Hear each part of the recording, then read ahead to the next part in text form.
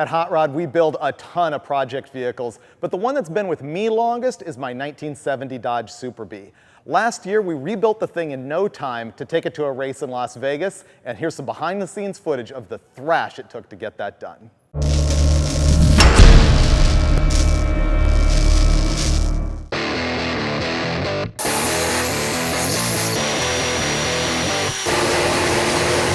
This is the Hot Rod Magazine shop. I'm Freiburger, that's Finnegan, and we're working on my 70 Dodge Super Bee that has not run in 15 years. Over the past couple months, we've completely blown it apart. We've touched the engine, trans, rear end, suspension. It's still a huge pile of parts right now at midnight. And in 7 days, we gotta drive this thing to Las Vegas for Moparty at the Strip. I'm screwed.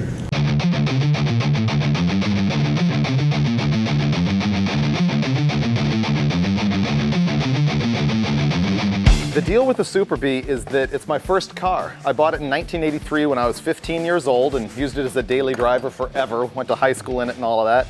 Drove it around with 410s and a 383. We made it over in Hot Rod in 1995 and 1996 and put the Hemi in it, but it sat for 15 years since then. It literally has not been registered until today. This engine was built by Dick Landy in 1995, or by Dick Landy Industries, actually by Mike Landy, Dick's brother. It's 484 cubic inches, and when we first put it together, it made 750 horsepower, but it made it all above 6,500 RPM. And the car had a really loose converter, and it had 513 gears in the back, and it ran 1060s. And the thing I like to say about it is that it was too fast to be a street car, but too slow to be a race car. And that's really why I let it sit for so long. Now that we're revamping it, I took a bunch of camshaft out of it, and it makes 675 horsepower now, but I solved that with a shot of nitrous so that it makes 900, but I think it's still gonna be really streetable. I've got a tighter Pro Torque converter in it now, 727 transmission. We got 373s in the strange 60 rear end. This will give you a good visual of how screwed we are.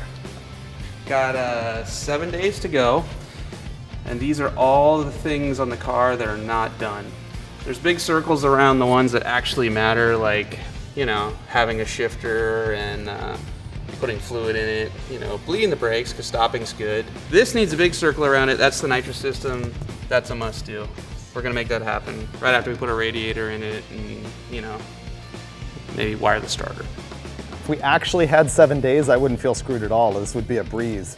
The thing I'm failing to mention is that tomorrow I get on an airplane at 6 a.m. and I'm gone to North Carolina for 3 days. And then as soon as I get home, we have to send the magazine to the press Monday, Tuesday, and Wednesday, and then we drive away the next day. So the fact of the matter is that I have tonight to get this done. So I'm counting on Finnegan to fix it over the weekend.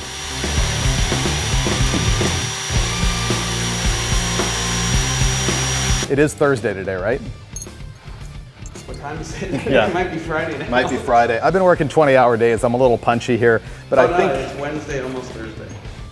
No. Today's Thursday? Today's Thursday. Oh, maybe we are screwed. Yeah. I was way more optimistic about 5 minutes ago when I thought it was Wednesday.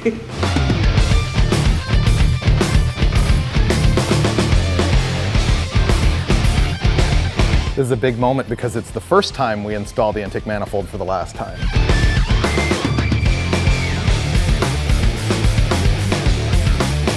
This intake is kind of unusual because it looks really ugly and works really good.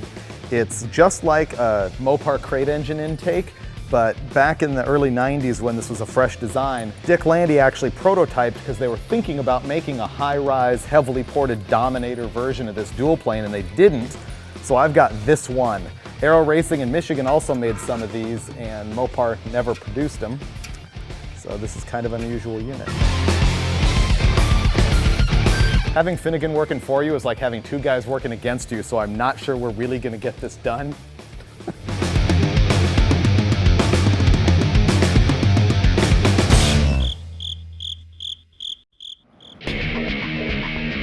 In the end, we beat the odds and got the car put together in time to drive it to Vegas and hit the track at Moparty at the Strip.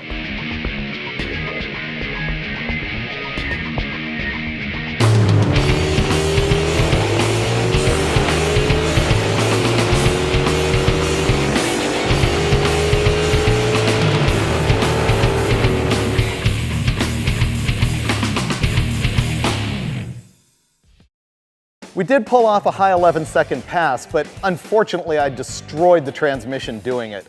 We lost first and second gear, but I was able to hobble the thing home in third and had a chance to look at some of the sights along the way. Blowing the car up did not make this a huge success, but still it was just a big moment for me after so long to get that car on the road, driving to Vegas and making a pass. Man, I'm gonna have to fix this thing soon and get back at it. For more action, tech, car builds, features, and events, come back to Hot Rod Unlimited.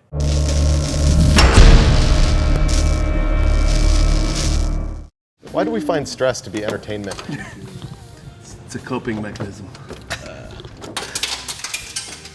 So the car's leaking water, Oh, there's a second puddle now. and the boss has me cleaning the hood. Now I get to see the alien spaceship launch, which is just gonna be amazing. It's only $1, and how can you lose for $1?